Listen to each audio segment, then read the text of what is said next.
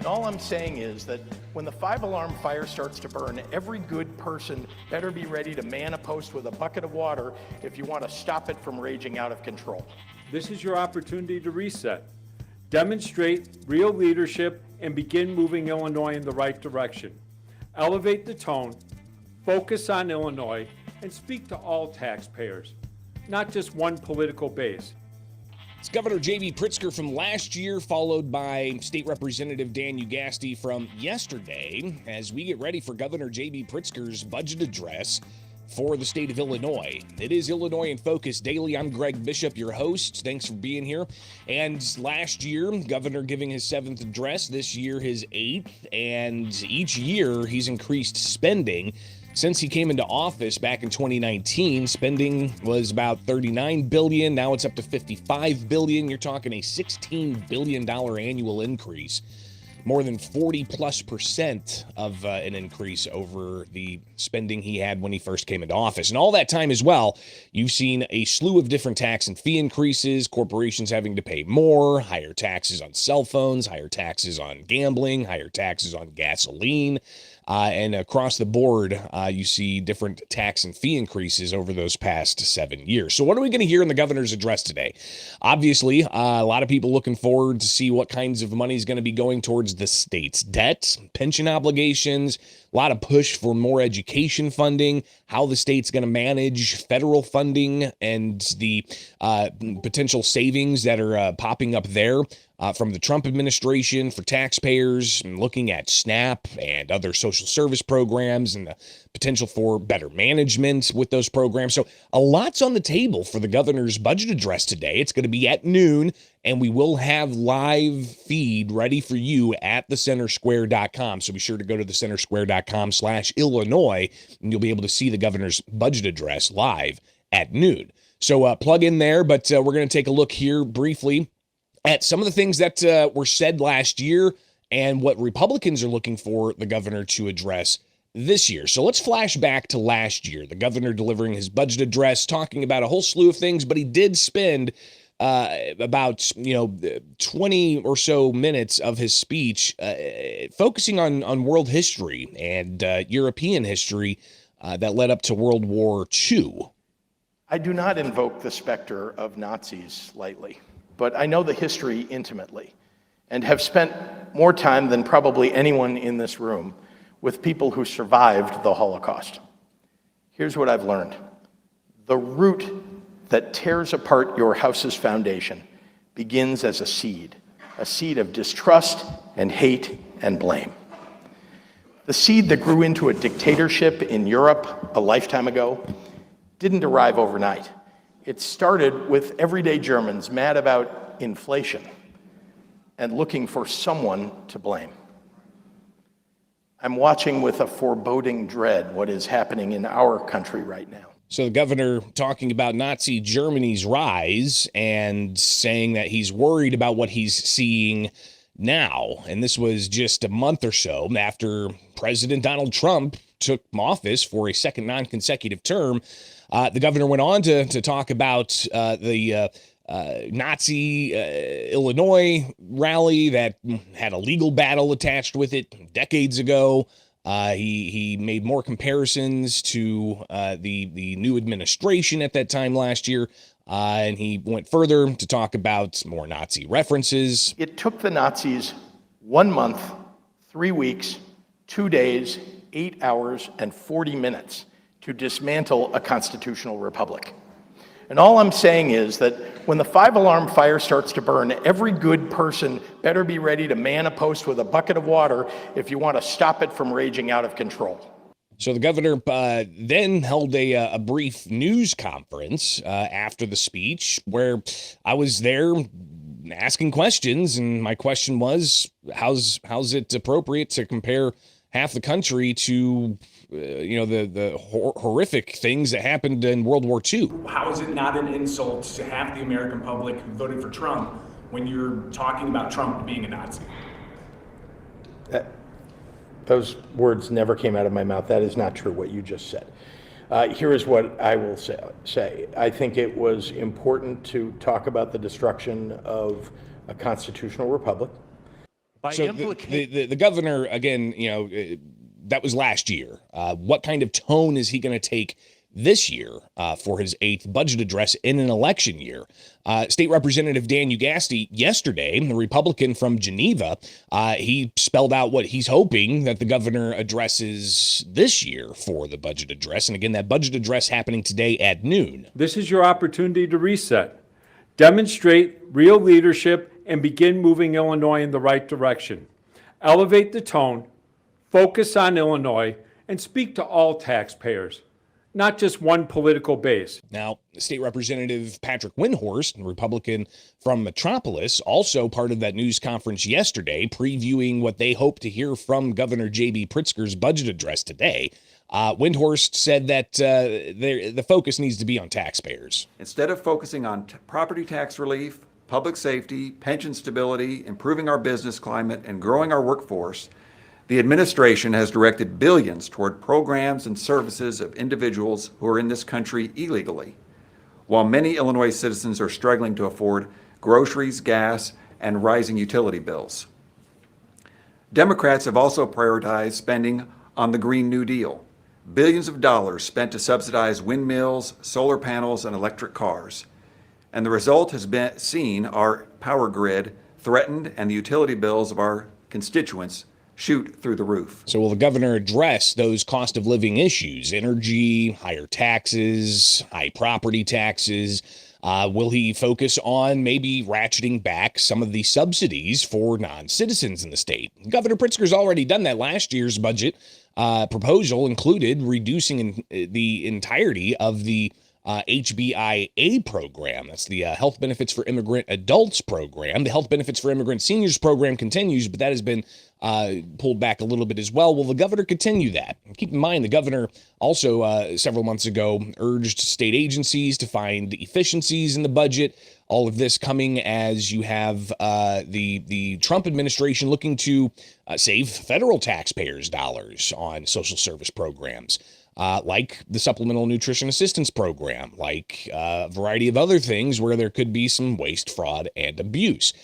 But the advocates for more spending includes teachers' unions. The Illinois Federation of Teachers held a news conference yesterday demanding $6 billion more on top of what the state already gives to education. They want $6 billion more. My name is Cindy Oberly-Dom. I am the IFT Executive Vice President. I am also a social studies teacher at Belleville West High School.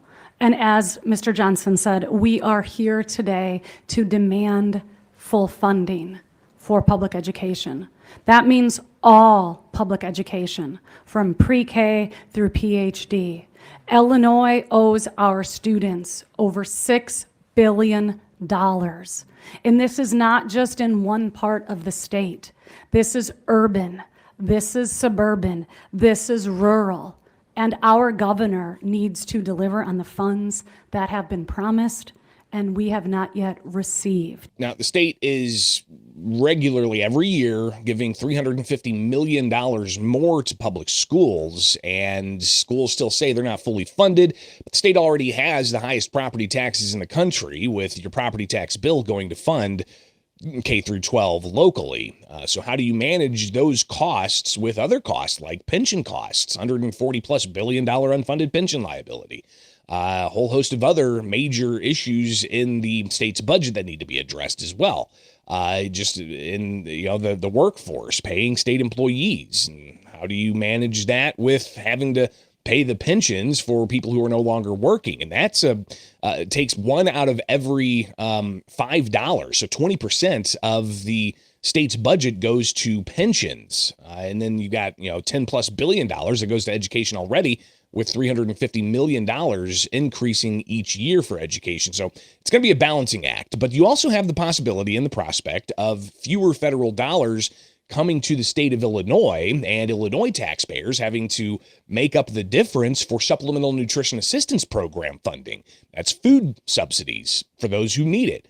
Well, Illinois' error rate is over 11%, and the federal government saying if you don't get that down to 6% or that below, you're going to have to make up the difference. So that could be hundreds of millions of dollars more the state of Illinois taxpayers will be on the hook to cover SNAP benefits. Here's Representative Ugasti talking about that. The cut in SNAP is coming because we don't properly manage our SNAP account. It's because we have too many irregularities within our accounts that we're going to suffer the biggest hit. And that's the same for every state in the union. It doesn't matter who it's being managed by. And prior to this administration, we did much better. We would suffer barely any, if any, penalty whatsoever. So any penalty coming our way for SNAP account is because of mismanagement within this administration. Now, that's the penalty side. The states all across the country are also being asked by the federal government to pay more for administrative costs associated with SNAP. So that's just one area where you're seeing some ongoing funding concerns. Another area, yesterday, Secretary of State Alexei Janulius, he put this statement out condemning the Trump administration's threat to cut federal funds. Janulius saying in his statement, Illinois is condemning the Trump administration's assertions regarding states' past handling of non-domiciled commercial driver's licenses, CDLs. And this is an issue we talked about on the Center Square Daily, which I encourage you to come back here for the Center Square Daily. It's a national program looking at how the Congress is impacting states and how states are impacting taxpayers. So be sure to stay tuned for the Center Square Daily each and every weekday here with the Center Square. But we talked with Alan Wooten about CDL changes and the federal government looking to shore up the non-domiciled CDL licensing. It's managed, by states and federal, policies and requirements, but the states manage it. Are the states managing it properly? Now, Illinois did get information from Illinois State Police several months ago that showed nearly 20% of the CDLs issued by Illinois when they are state police ask about English language proficiency, 20% of those end up being issued from Illinois where they failed the English language proficiency. So of all of the English language proficiency failures they had, about 1 in 5 were issued by Illinois. So that indicates some kind of problem. Now, does that indicate it's non-domiciled problem? Again, we need to get more information, drill down on those statistics. But to the Secretary of State, he says, according to federal guidelines, non-domiciled residents seeking a CDL must show proof of legal status in the U.S. They could present an employment authorization document or an I-94 with a valid foreign passport. In its letter, FMCSA fails to recognize an extension granted to EAD holders. Federal government's policy processing backlogged EAD renewals called for extending the validity of the existing EADs, and policy existed until October 31st, 2025. Illinois had already adopted the use of the SAVE system to verify lawful immigration status for all non-domiciled CDL applicants. Before the FMCSA's interim rule was announced last year, the Secretary of State's office also adopted additional safeguards to retain and validate application documents. So the Secretary of State's claiming that they're following the rules here, but they're also criticizing potential of a lack of federal funds coming to the state of Illinois to deal with CDL licensing. So that's another area where you could see some conversation about federal funding and how it's going to impact the state of Illinois.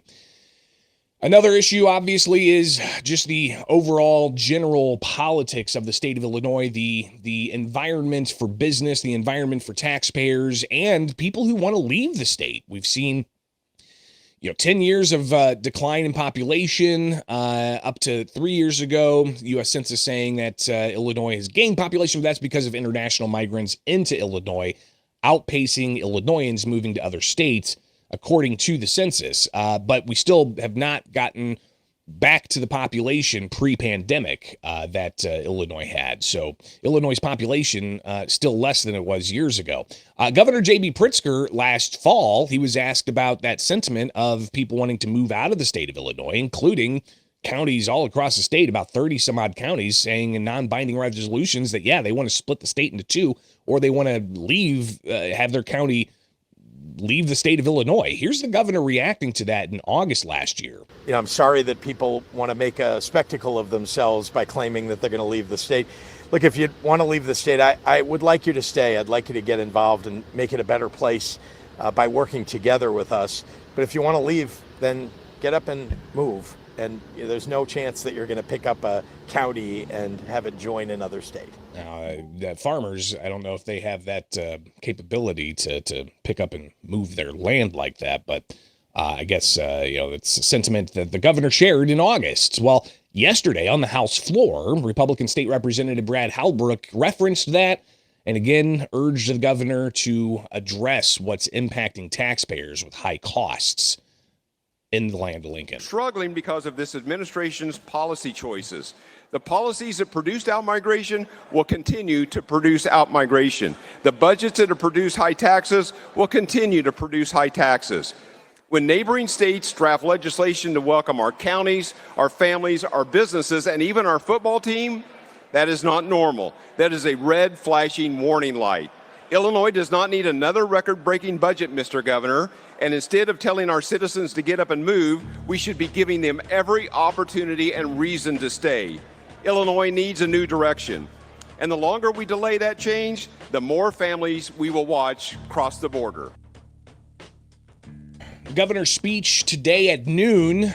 Go to thecentersquare.com/Illinois and get ready to watch that. We'll have highlights tomorrow here for Illinois in Focus. So be sure to like, subscribe, hit that notification bell, and also come back here later today for the Center Square Daily. All right, I'm Greg Bishop. Thank you so much for being here each and every weekday morning. It is Illinois in Focus Daily.